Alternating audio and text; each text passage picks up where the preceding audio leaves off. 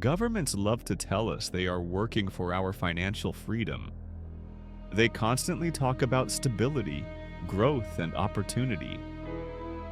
But let's take a closer look at history together. When we do, we see something much darker. Governments have always used secret financial tricks to consolidate wealth and power for themselves, while leaving us, the ordinary people, penniless. And you know the surprising part? These tricks are nothing new.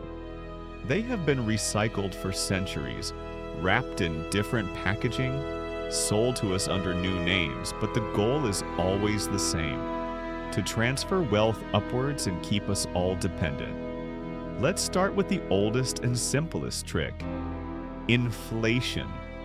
This word is very familiar to all of us, isn't it? If a government spends more than it can collect, it has two choices. Either it admits the truth and openly taxes all of us, which is politically dangerous, or it silently debases the currency, reducing the value of every coin, every banknote in circulation. Ancient Rome mastered this. In the 3rd century AD, emperors began to reduce the silver content of the denarius. That coin, once almost pure silver, eventually became something mostly made of copper, coated with a thin layer of silver. The empire acted as if nothing had changed, but everyone holding those coins, that is, ordinary people, paid the price. Inflation skyrocketed, savings evaporated, and wages eroded. It was a silent tax levied on all of us. And yes, this trick is still in use today. Just instead of imperial mints, we have central banks. In the Middle Ages, there was another version of this game: forced loans. Rulers would routinely pressure wealthy merchants and guilds to lend money to the crown. And of course, this wasn't a request. The price of refusal was heavy: fines, confiscation of goods, or worse. Sometimes they promised repayment, but this payment either never came or was made with devalued currency. While the government waged its wars, merchants were forced to surrender their capital. The trick here was simple: to disguise tyranny with the mask of patriotism or duty. And it worked for centuries. By the 17th century, the financial system itself became the trick. When Britain established the Bank of England in 1694, it wasn't an act of charity. The government needed money to fight France. Wealthy investors bought government bonds, and in return, the crown guaranteed them interest payments financed by taxes. At first glance, it sounds like a fair deal, right? But let's stop and think for a second. With what money was the state paying this interest? Of course, with the taxes collected from ordinary people like us on basic necessities like salt, beer, and cloth. So here's what happened. The rich lent to the government and earned guaranteed interest, while we, the poor, paid higher taxes to finance these interest payments. This was a wealth transfer system dressed up as national finance. And this arrangement is still very much alive today. The safest investments in the world are lending to governments, and those returns are ultimately guaranteed by our labor and our consumption. Fast forwarding to the modern world, we see these tricks everywhere. For example, deficit spending. Governments accumulate massive debts. Politicians tell us it's for infrastructure, jobs, or social programs. However, a large part of it flows to defense contractors and large corporate subsidies. When it's time to pay it back, the burden falls on our shoulders while the profits go to the bondholders. And what about those infamous bailouts? Remember the 2008 financial crisis? Banks took reckless risks and nearly brought down the entire system. And who paid the bill? We did. The ordinary taxpayers. And the result? The same banks, now even bigger than they were before the crisis. The trick was painfully simple: privatize the gains, socialize the losses, and they told us it was essential to save the system. Even the way governments handle our pension systems is a sleight of hand. For decades, people paid into state-run systems, trusting the money would be there when they retired. But there's a harsh truth. Governments often don't actually save that money. They spend it immediately and leave IOUs in its place. Their promise is this: when the bill comes due, the next generation of taxpayers will cover the cost. This is essentially an intergenerational Ponzi scheme wrapped in official language. It works until the demographics change, the population ages, and the system suddenly jams.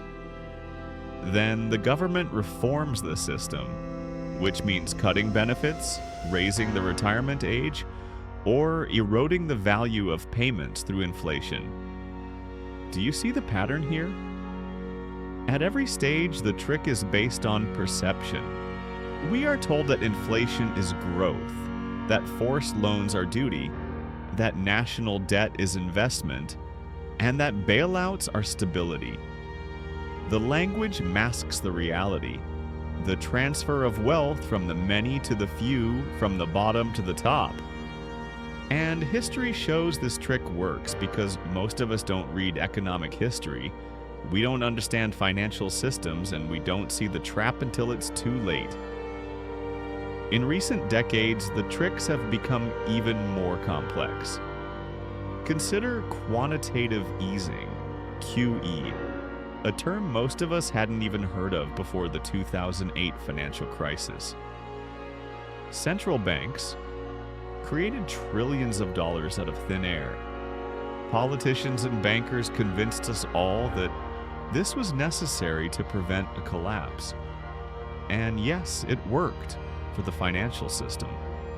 Asset prices skyrocketed. But who owns most of those assets? The wealthy. For average households like us with no large investments, the benefits were minimal. The disadvantage came in the form of a rising cost of living. The trick was this: the money creation operation saved the system for those at the top, while fueling inflation and inequality for everyone else. Another modern sleight of hand is hidden taxation. Instead of directly increasing our income taxes, governments tax us silently through mechanisms like sales taxes, fuel taxes, and most importantly, inflation. We all experience this. When prices rise faster than wages, the difference is actually a hidden tax on our savings and purchasing power. You might feel richer because your salary is nominally higher, but if your costs are outpacing your earnings, you are actually losing wealth. This is not a bug in the system. This is the system. Inflation isn't just an economic accident. It is one of the most consistent tricks governments use to shift the burden of their own spending onto us without ever admitting it. Then there's the regulation trap. On the surface, regulations are intended to protect the public. But history has repeatedly shown us that powerful industries influence the very people who are supposed to regulate them. Governments use regulations to appear protective, but behind the scenes, the biggest corporations create loopholes that keep competition out and ensure the profits keep flowing. We think we're being protected. They're busy protecting their profits.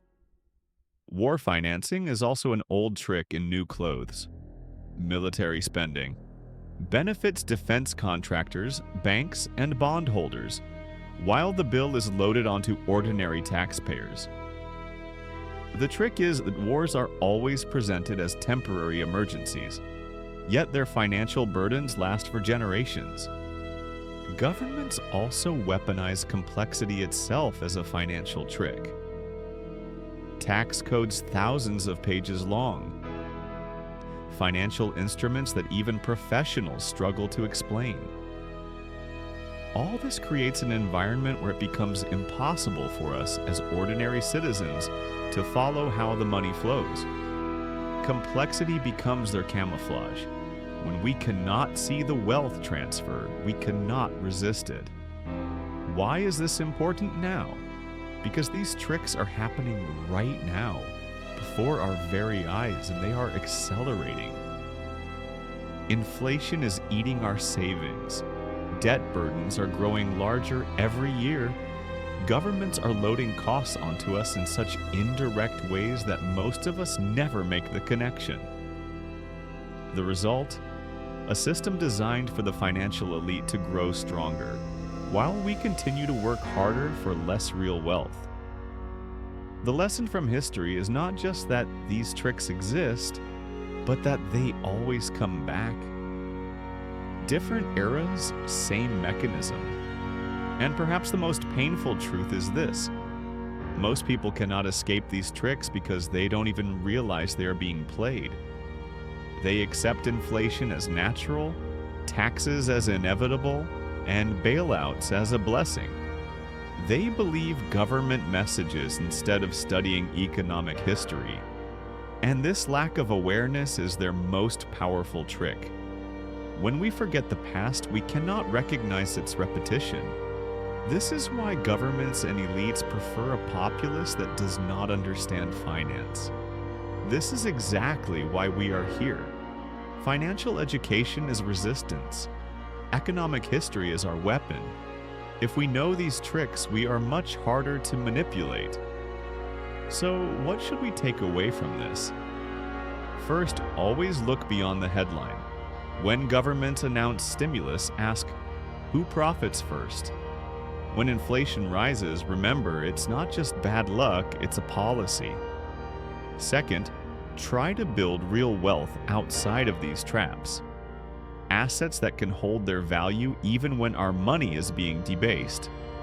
Third, don't blindly trust a system just because it says, I'm working for you.